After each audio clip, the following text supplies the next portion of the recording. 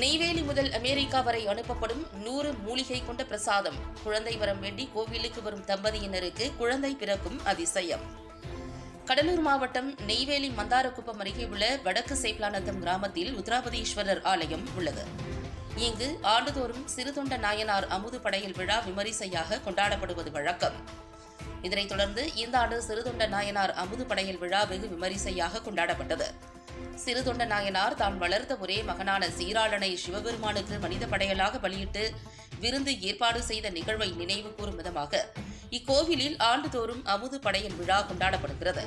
இந்நிலையில் கைலாய வாத்தியம் முழங்க சீராளனை 100 மூலிகைகளை கொண்டு குழந்தை உருவமாக வடிவமைத்து சேப்பலாநத்தம் பகுதியில் உள்ள முக்கிய வீதிகள் வழியாக பல்லக்கில் தூக்கி சென்று இறுதியில் சீராளன் தலையை வெட்டி உடல் பாகத்தை சிறு உருண்டைகளாக பிரசாதமாக தயார் செய்து நீண்ட காலமாக குழந்தை பாக்கியம் இல்லாத தம்பதியினருக்கு அளிக்கும் வினோத நிகழ்வு நடைபெற்றது.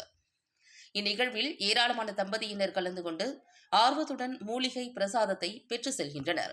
மேலும் இக்கோவிலில் தயாரிக்கப்படும் மூலிகை பிரசாதம் நெய்வேலி மற்றும் அதன் சுற்றுவட்டார பகுதிகள் மட்டுமல்லாது கடல் கடந்து வெளிநாடு வரை அனுப்பப்படுவது சிறப்பாகும்.